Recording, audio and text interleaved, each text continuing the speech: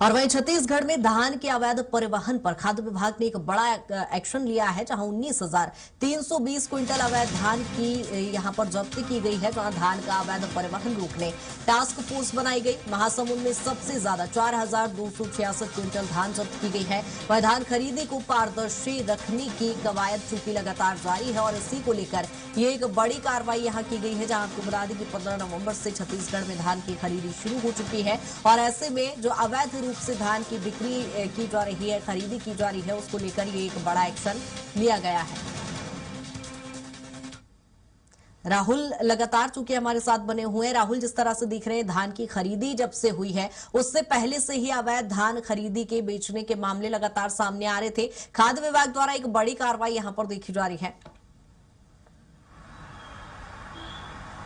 कृतिका, मैं आपको बता दूं कि छत्तीसगढ़ में पूरे देश में सबसे ज्यादा जो धान की कीमत है वो किसानों को दी जाती है। यहाँ पर 3100 रुपए प्रति क्विंटल धान के दर पर जो खरीदी है वो यहाँ पर छत्तीसगढ़ सरकार करती है। तो इसके चलते जो सीमावर्ती क्षेत्र के तमाम जो राज्य हैं वहां से जो धान के किसान होते हैं वो अपनी जो धान है उसे छत्तीसगढ़ के अंदर पहुंचाना चाहते हैं ताकि एक अधिक जो राशि है वो उन्हें प्राप्त हो सके। और इसके लिए देखा जाता है कि लगातार जो अवैध रूप से परिवहन करके छत्तीसगढ़ के अंदर इन धानों को लाया जाता है। और इसी के तहत देखा जाए तो जो बड़ी कार्रवाई यहाँ पर खाद्य विभाग के द्वारा की गई है, जहां पर अवैध परिवहन पर जब्ती की कार्रवाई की गई है और इसमें लगभग 19,000 क्विंटल जो धान है वो जब्त किया गया। और इसमें देखा जाए तो सर्वाधिक महासमुंद जिले की जानकारी मिल रही है, जहां से काफी बड़ी मात्रा में जो धान की अवैध बिक्री, अवैध जो परिवहन है वो वहां से किया जा रहा था। क्योंकि उड़ीसा से लगा हुआ क्षेत्र है बागबाहरा और तमाम ऐसे क्षेत्र आते हैं जहां से उड़ीसा का बॉर्डर लगा हुआ है। तो वहां से जो किसान है वो अपने धान को लेकर के आते हैं। और स्थिति कुछ ऐसी है कृतिका कि यदि जमीनी स्तर की बात करें तो जो किसान है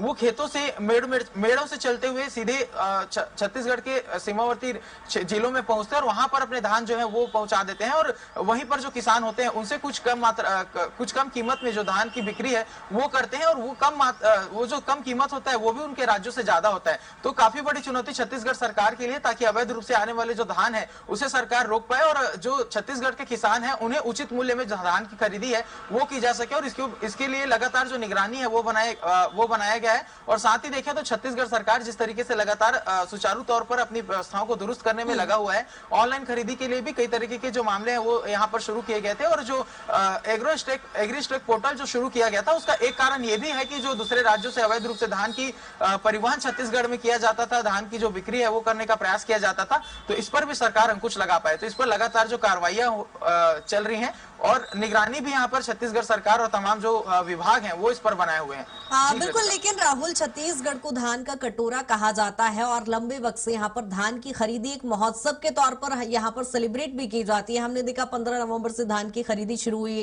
किसानों का स्वागत किया गया, धान खरीदी शुरू हुई, लेकिन फिर पारदर्शिता को लेकर अब टास्क फोर्स बनाई गई है। अब विभाग अलर्ट मोड पर दिखाई दे रहे हैं। आगे किस तरह से रणनीति की पुनरावृत्ति ना हो इन सभी चीजों की?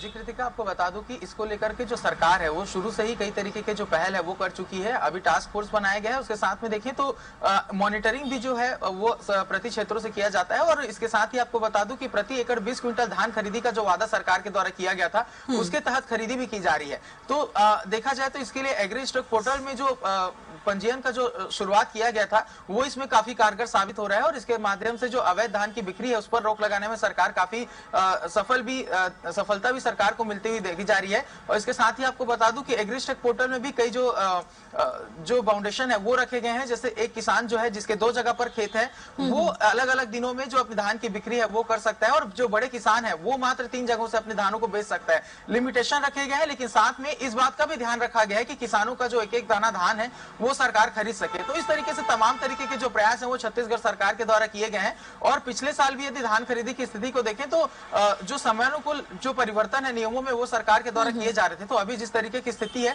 उसके अकॉर्डिंगली जो सरकार है बिल्कुल राहुल, यानी ये भी कहा जा सकता है कि पारदर्शिता को लेकर उसके अनुसार सरकार जो नियमों में बदलाव कर सकती है। ठीक है, पारदर्शिता को लेकर यानी अहम कदम उठाए जा रहे हैं सरकार की ओर से, शासन प्रशासन की ओर से। बहुत शुक्रिया तमाम चर्चा के लिए राहुल।